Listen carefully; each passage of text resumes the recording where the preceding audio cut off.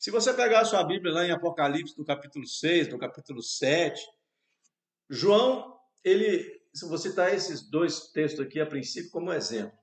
Lá no capítulo 6 de Apocalipse, João fala que viu uma grande multidão de toda tribo, povo, raça, língua, nação, e eles viram e perguntou: quem são estes? Quem são esses que estão chegando aqui no céu? E o anjo disse: esses são os que vêm da grande tribulação, né? São os que lavaram suas vestes no sangue do Cordeiro e tal. Então, João vê essa grande multidão chegando no céu, no paraíso. Interessante que o texto lá nos fala o seguinte, que essa turma, essa multidão, ela se aproxima de Cristo, do trono, e indaga Jesus: Senhor, até quando o Senhor não vingará o nosso sangue? Para a gente entender, né? Eles estão vindo da grande tribulação. Então, contextualizando, o senhor não está vendo o que está acontecendo lá embaixo, não? O senhor não vai tomar uma providência, não? O senhor não vai vingar o nosso sangue? Aí eu pergunto: se alguém está inconsciente, tem como ele ter uma conversa? O inconsciente conversa com alguém? E no capítulo 7 também João vai ver essa mesma multidão adorando ao Senhor, junto com os anjos, com os arcanjos e tal. Eles estão adorando ao Senhor, numa atitude consciente de adoração. Então, no capítulo 6, eles conversam com o Cordeiro. No capítulo 7, eles louvam ao Cordeiro. Bom, se você já louvou dormindo? Alguma vez você conseguiu louvar dormindo? Você já conseguiu conversar com alguém de forma consciente, dormindo? Não, ninguém consegue. Você está dormindo, você está desligado. Desligou, dormiu, apagou. Então, quando João vê a alma dos santos que estão chegando no paraíso, eles estão conscientes, conversando, eles sabem o que está acontecendo aqui embaixo, eles questionam o Senhor, eles louvam ao Senhor. Aí eu te pergunto: isso é atitude de quem está inconsciente ou de alguém que está consciente, acordado e lúcido? E tem mais. João, ainda no capítulo 20, no versículo 4 de Apocalipse, ele diz o seguinte: e eu vi as almas daqueles que foram degolados pelo testemunho de Jesus e pela palavra de Deus, e que não adoraram a besta nem a sua imagem, e não receberam um sinal em suas testas nem em suas mãos, e viveram e reinaram com Cristo durante 1000 anos. Então há vários exemplos de mortos conscientes. Como é que eles vão reinar com Cristo se eles estão dormindo? Quem dorme não reina. Quem dorme não conversa, quem dorme não louva, quem dorme não sabe o que está acontecendo, quem dorme não tem como governar, não tem como. Então, são alguns textos que vão mostrar para nós a consciência da alma. Então, a Bíblia fala: ao morrer o corpo, o pó volta ao pó. O espírito volta a Deus que o deu, que é a vida, que é a centelha de vida. Agora, a alma, ela segue o seu caminho. Se ela estava em Cristo, vai para a glória, né? Como João viu, como o próprio Jesus fala para o ladrão na cruz.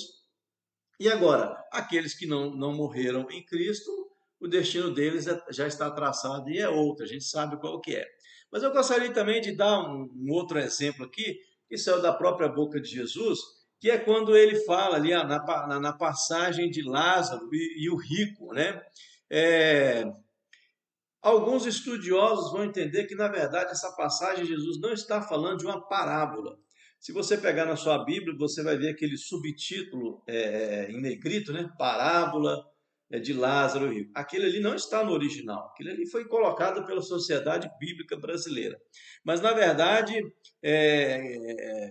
esses títulos, essas epígrafes não fazem parte. E Jesus, então, ele está tratando de um fato, ele está ele contando uma história, exemplificando um fato.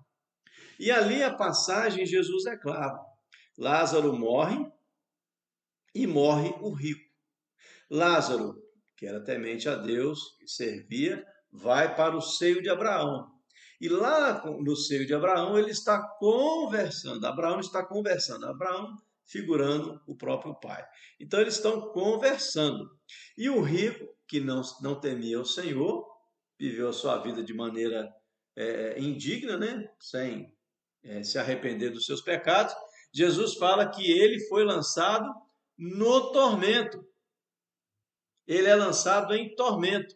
E agora, estando atormentado, ele olha para o céu e vê o pai Abraão e Lázaro. E ali é interessante que Jesus narra que há uma conversa entre o rico e o pai Abraão. E ali na conversa, veja bem, se você pegar, isso aí está registrado lá em Lucas, capítulo 16. Então, o rico ele vai falar: Senhor, manda que Lázaro, eu estou em tormentos. Permita que Lázaro molhe a ponta do dedo dele na água e refresque a minha língua. Então ele estava sentindo sede, sentindo tormento. E o pai Abraão falou: não tem jeito, há um abismo entre nós e vocês. Vocês não passam para cá e daqui também não pode chegar aí. Então você está aí, seu lugar é aí que você vai ficar, daí você não sai não. Mas aí Jesus continua dizendo que o rico, ele então começa a interceder pelos seus parentes. Pai Abraão, então manda lá que avisem meus irmãos, né? Para que eles não venham para cá e tal. Então, o homem rico, ele estava consciente, ele estava sentindo dores, tormentos, ele se lembrava da sua família, ele se lembrava da sua vida aqui. Aí eu pergunto, nós temos um exemplo aqui de Apocalipse das almas que estão no céu, conscientes, conversando, louvando. Agora, o texto de Lázaro e o homem rico, nós agora estamos apontando para o outro lado, a alma daquele que está em tormento. Ele também está consciente, ele também ele se lembra da sua vida aqui, das vezes em que ele rejeitou a palavra, inclusive isso serve para aumentar o seu sofrimento, porque ele vai se lembrar de todas as vezes que ele teve a oportunidade, que ele ouviu o convite da salvação e ele voluntariamente negou, ele virou as costas para o que Cristo fez por ele na cruz. Então ele vai se lembrar. O homem rico, ele se lembrou. Ele se lembrou. Então a pessoa no inferno, ela também se lembrará. Então, uma alma inconsciente não se lembra. Então vocês percebam que essa ideologia, essa teologia do sono da alma, ela não vai encontrar respaldo nas Escrituras. Alguns vão dizer que o inferno lá de Apocalipse, capítulo 20, né? Quando fala que o inferno será lançado no lago de fogo e enxofre, se não me engano é o capítulo 20 mesmo, finalzinho de Apocalipse, né? Eles vão dizer, isso aqui é a sepultura, né? Eles vão entender, eles vão defender, alguns defendem inclusive a ideia de que o inferno é a sepultura. Aqueles que morreram em Cristo vão para a glória e aqueles que não aceitaram vão deixar de existir. Ora, se isso é verdade, como é que a gente faz aqui para resolver o problema do Lázaro e o homem rico? Né? Como é que nós vamos fazer? E o próprio Apocalipse fala que será lançado no lago de fogo e enxofre a besta, o falso profeta, o anticristo, Satanás e os homens, os anjos e os homens que seguiram a Lúcifer, ao diabo, serão lançados lá. Então também nós vamos ter que pegar essa parte da Bíblia e jogar fora. Então veja bem, há dois caminhos. A Bíblia deixa claro isso. Há apenas dois caminhos.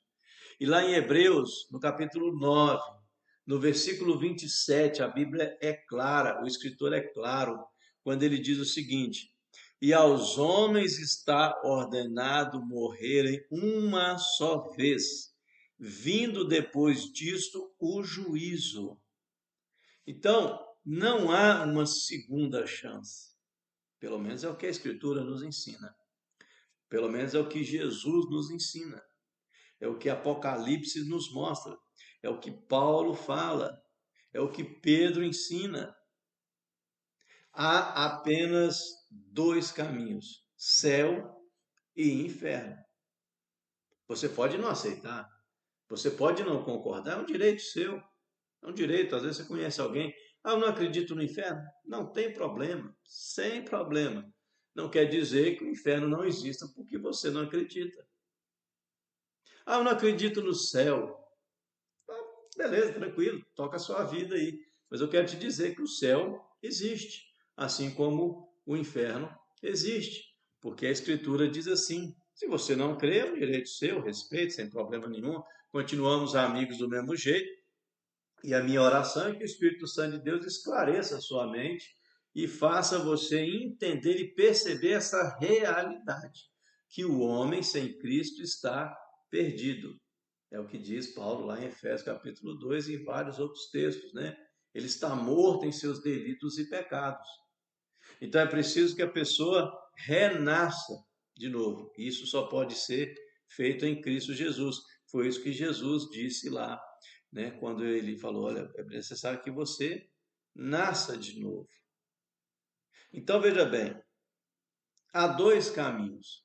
Ao homem está determinado. Determinado por quem? Por Deus. Está determinado morrer uma única vez. E depois da morte, o que vem? O juízo. E o juízo aqui nada tem a ver com as suas as boas ações, as suas boas obras, aquilo que você fez de bom. O juízo aqui vai levar em consideração se você que está me ouvindo, entendeu a mensagem do Evangelho, entendeu que sem Cristo você não tem salvação. Cristo cumpriu a vontade do Pai quando ele veio, se encarnou e morreu para pagar a dívida que havia entre mim e você. Porque o salário do pecado é a morte espiritual. Mas o dom de Deus é a vida eterna em Cristo Jesus. Mas a todos quanto o receberam, deu-lhes o poder de serem feitos filhos de Deus, a saber, aqueles que creem no seu nome. Então, em Cristo há vida, e vida em abundância, vida eterna. Fora de Cristo, condenação e morte eterna. E as almas que estão hoje, tanto no céu quanto no inferno, aguardando o dia da volta de Cristo, elas estão conscientes, louvando ou sofrendo. E lá permanecerão até o dia da volta de Cristo, quando ressuscitarão e irão, aí sim, de uma forma completa, ser humano completo, corpo e alma, irão entrar para o gozo do Senhor ou para o lago de fogo e enxofre, a condenação eterna, a saber, a segunda morte. Então, eu espero que tenha sido esclarecedor. Se você não entendeu alguma coisa, ficou alguma coisa sem explicação ou não ficou bem explicado, mande aqui no comentário, escreva para nós, teremos o maior prazer de responder você. Talvez a sua sugestão vire um outro vídeo aqui para nós, né?